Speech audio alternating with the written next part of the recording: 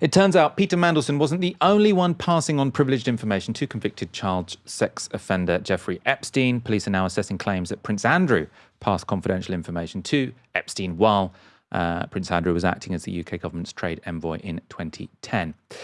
Who would have thought it? Both Peter Mandelson and Prince Andrew appeared to be self-serving, perhaps criminal snakes. Well, I never. But while Andrew might be at risk of disgrace, could some allies pull his image back from the brink? Well, this was his former girlfriend, Lady Victoria Harvey, speaking on LBC. The thing is, what people can see from these Epstein files, he knew everybody that was very powerful. So, like, if you were on the scene and you were powerful, like, to be honest, like, if you're not in those files, it would be an insult. Because it just means that you were a bit of a loser. Right. So the people who aren't in the files are losers. Yes. Okay. Yes. That is definitely going to calm down public attitudes towards Prince Andrew. Yes, he might feature a lot in the files, but, at least that means he's not a loser. I mean, to be honest, when I read those files with Prince Andrew, clearly he is a loser, right? He's clearly someone who is being used by Jeffrey Epstein because of his inherited status, right? Epstein wanted to be friends with someone from the royal family. He wanted to go have lunch at Buckingham Palace, which it seems like he managed to do. And he could take advantage of this man of fairly low intelligence who got very excited when he was offered 26-year-old Russian girls. So this did not make Andrew seem cool to me. This made Andrew seem like a complete loser who was being used because of his inherited title. I can't think of anything more pathetic. Anyway, there were other bizarre moments in that interview, including Harvey claiming the famous photograph of Andrew with his arm around a 17-year-old Virginia Giuffre was fake. When host Tom Swarbrick pushed back, this happened. I just think people are going to come to the conclusion that... What is everyone believing Jeffrey Epstein now? That you've provided no evidence to the contrary. Just tell me, is everybody believing Jeffrey Epstein as a Bible verse now? I think people are believing Virginia Giuffre. Really? What? Because she's dead? But I still want to go on about this Virginia thing because, just before she passed away, her lies were unraveling. Like, finally, people were kind of realizing, okay, this girl is making up stories, and then she conveniently dies. And I don't think it's convenience. Convenient for her. Convenient for her. Now, Virginia Giuffre, I mean, it is a very tragic story because, I mean, she was clearly groomed by Jeffrey Epstein. Now, some of the claims she's made have been disputed. There's no doubt of that. And clearly, towards the end of her life at least, she suffered from quite severe mental health problems. But those mental health problems, by all accounts, were provoked by her having been groomed by Jeffrey Epstein. And the picture of her meeting Prince Andrew, by all accounts, is real. So that just seems like a sort of ridiculous reach by Harvey. And then to say it was convenient for her to die after having been groomed by Epstein and potentially groomed to Prince Andrew, her ex, by Jeffrey Epstein, to then say, why are they believing her because she's dead? Well, it was convenient for her that she died. I suppose this woman is potentially more an expert in getting attention than she is an expert in getting public sympathy. Let's go to one more clip of her because Harvey had one theory that at least some people have found a little plausible.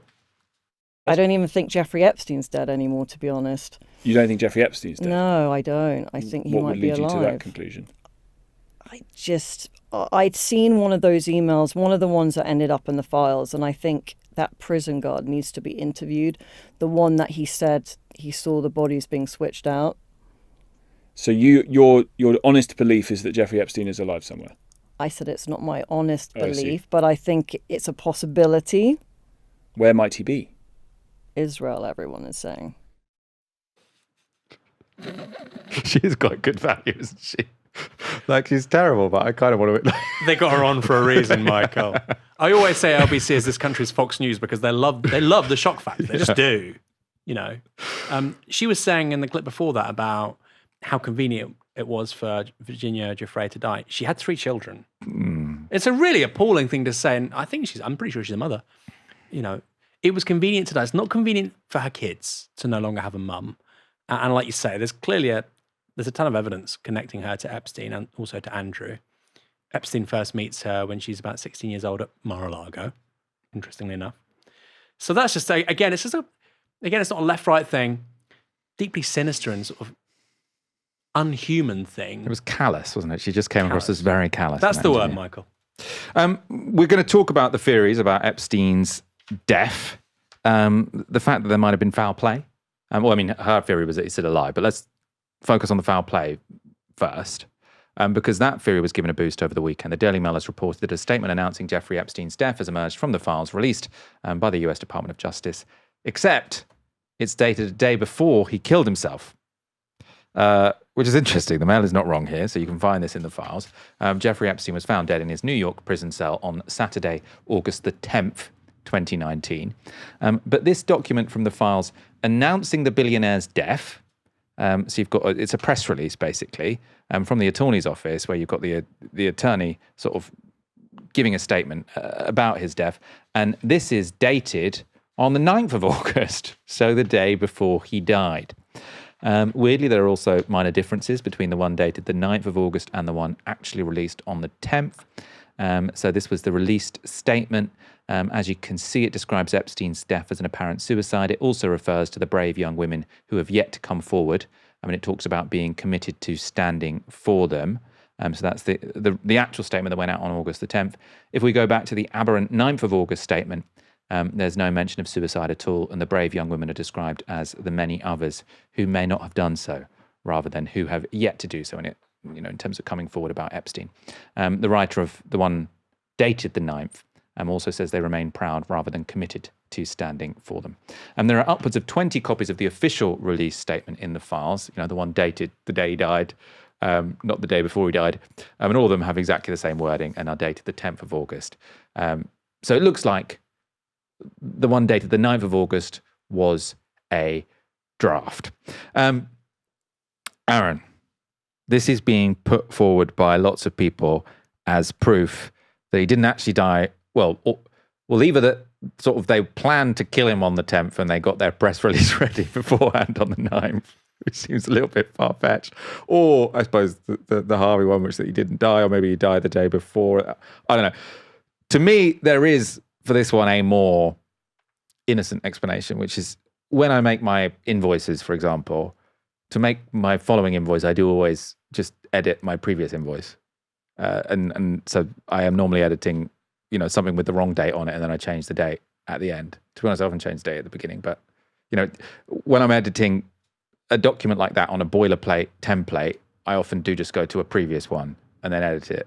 So it seems to me that this could have been written on the 10th, and what they were doing was editing a press release from, or editing a template that they'd used the day before and just forgot to change the date.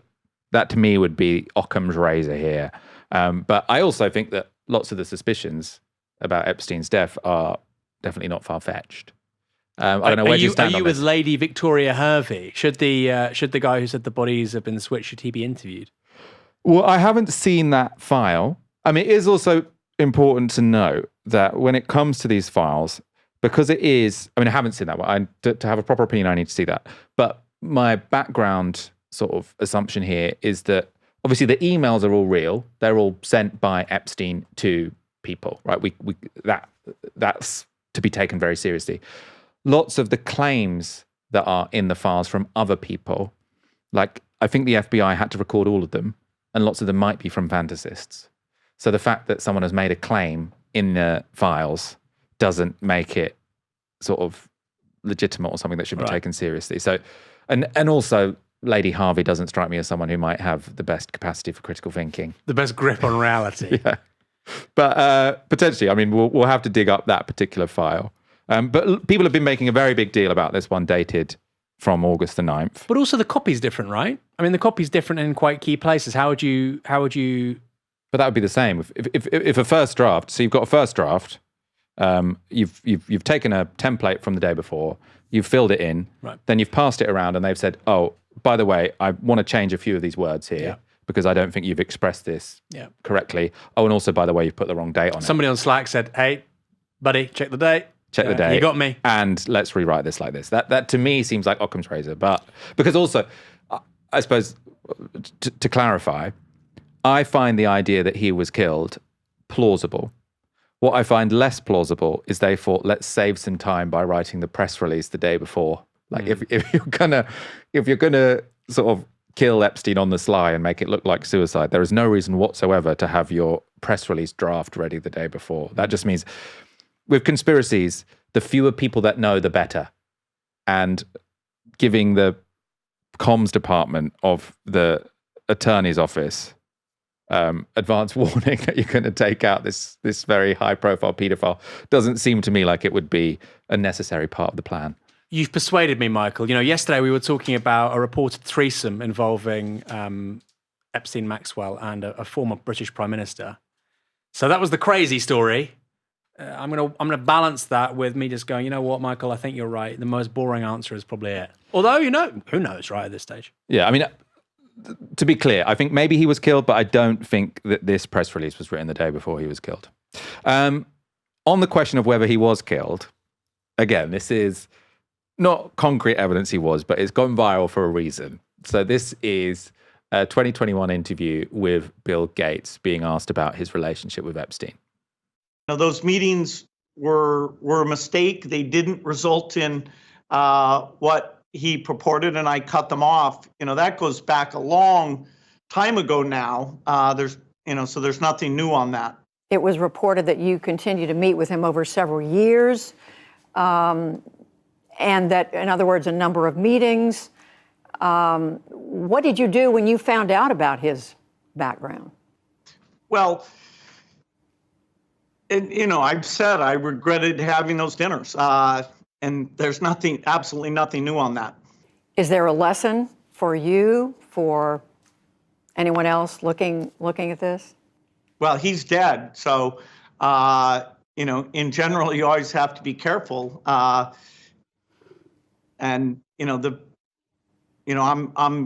very proud of what we've done in philanthropy. Very proud of the work of the foundation.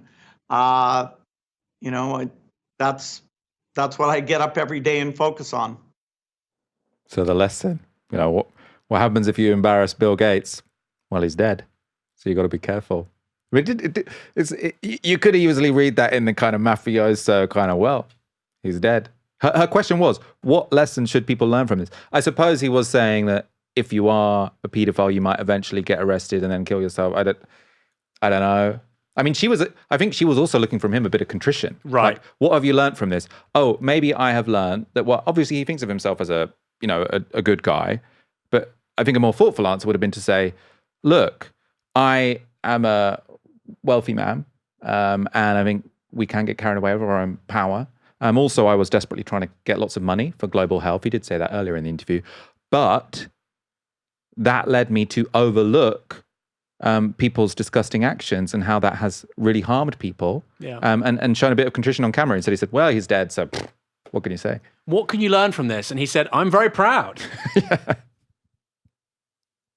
I mean, that's the thing, right? Epstein is almost like, it's like a machine to generate, this whole saga is like a machine to generate these horrible responses from people with power, like Keir Starmer couldn't just apologize. And I know that was regarding a different person, Matthew Doyle and whatnot, but it's obviously downstream from Mandelson in a certain way. This moment we're in, people are being challenged about this stuff, and they can't just say, you know what, Michael, you should work in crisis communications. That would be an amazing, imagine if he said that. I'm a powerful guy. I've never actually met anyone that's screwed up before, I'll be honest. I was taken in. I'm not as smart as I thought I was. Like, you could say all that, but they can't. And I think that in itself, Michael, tells us something really intriguing about our political culture and how it's grafted onto this extraordinary inequality generated by our economic model, right? These people cannot ask for forgiveness, right? That's what you're meant to do for people of faith. Say, please forgive me, right? You're not even meant to say, I'm sorry. Say, please forgive me, because you're taking agency away from yourself. It's not about you, it's about the other person. Please forgive me. It's the people involved in this, the young women who've been abused by Epstein and people in the circle. Please forgive me. That's all you have to say. 9 times out of 10, people really respect that. That's all you have to do. But that's too much. That's too much for these people. And, that's not just Bill Gates. And it's not just Starmer. Again, Starmer should have asked for forgiveness. That's the thing you're meant to do when you're caught out and you're in the wrong. Yeah, I mean, I would just add to say, I don't think it is just asking for forgiveness. I think it is also showing a genuine willingness to look inside yourself and be willing to critically examine why that happened. Like, I think Bill Gates shouldn't just say, because what he says, I've said I regret it, right? And he thinks that's enough. I've said I regret it. Well, regret isn't the same as asking for forgiveness anyway. Yeah. But also, I think he should say, what led me to continue this relationship with this man? Yeah. What is it about myself? If you've recognized you've done something wrong in the past, which many people have, I'm all in favor of forgiveness. But if you recognize you've done something wrong in the past, the healthy thing to do, the honorable thing to do is say, why did I do that? And how can I change? Yeah.